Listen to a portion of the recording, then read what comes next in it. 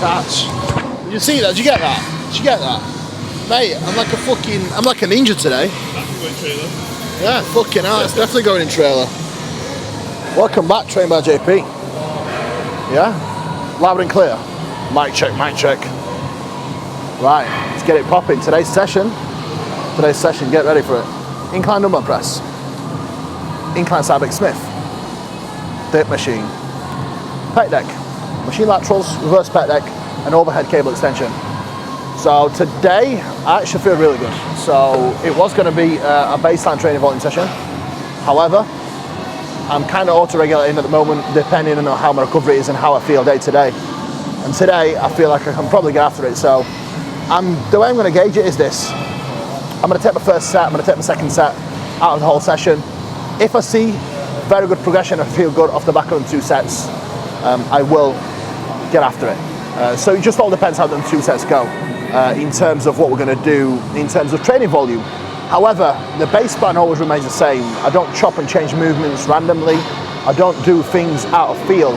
The only thing that gets auto-regulated and manipulated at this point is my training volume. And I think that's something that people can do of a certain training age. And I feel like you need to get a lot of experience under your belt to be able to gauge that.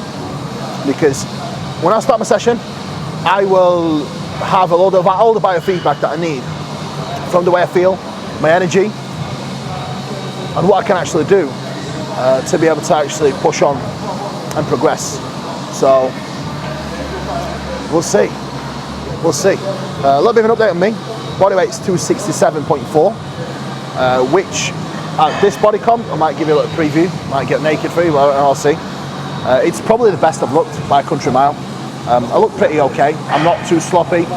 Blood sugar's in range. Blood sugars are in perfect range. So is my blood pressure. So health metric wise, I'm still pretty good. I'm waiting on the results from my echocardiogram, but again, nothing there to be majorly concerned with. Pretty standard stuff. And large heart. We're all probably having a large heart, which is again part and parcel of what we do. As long as we stay healthy enough, that's the main most important objective. Since I actually reintroduced my HIIT cardio, I am 3 or 4 sessions deep back into it. My resting heart rate's actually been dropping right down, and I actually feel a lot better myself. So, very undervalued tool for your off season is actually staying fit. 5 minutes later. As I was saying, very undervalued tool for your ability to actually train and get after it is definitely staying fit.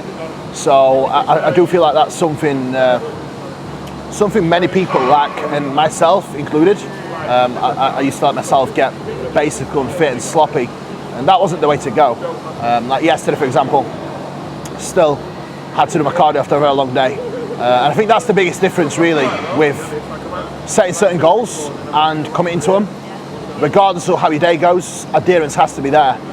If I've got something that I've planned and I've got something that I've implemented on my plan, it will get done no matter fucking what.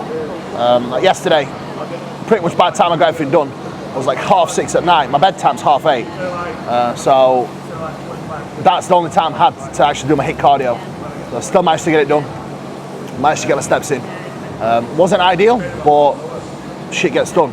Even less than ideal circumstances and situations. I think that's the biggest thing I want to highlight. People always want to work smart. However, the biggest thing that people need to learn first and foremost is how to work fucking hard. Because working smart is relevant until you actually start working fucking hard. I think that's the biggest thing that we need to learn. I come from a background where there was no thought process or regard, zero regard for how you felt.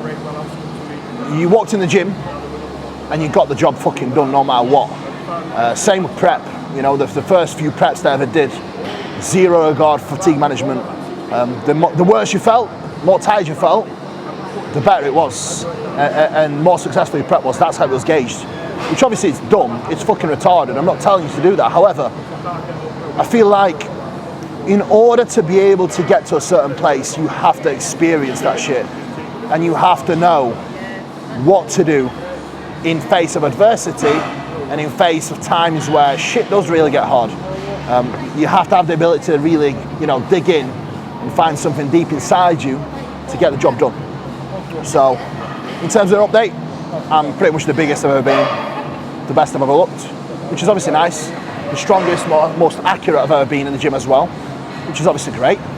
So a lot of positive around at the moment. Bodybuilding has not been a positive,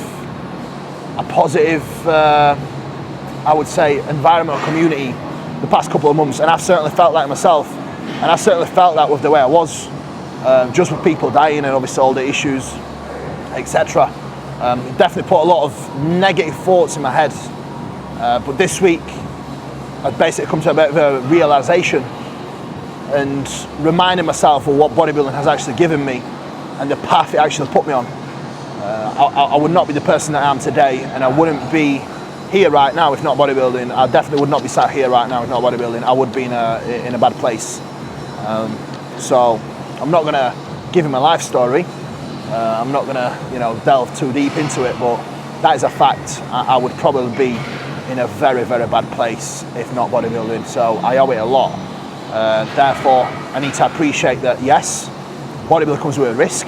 Yes, it all comes at a cost. However, at the same time, bodybuilding has made me the person that I am today. It's given me everything that I have today right now.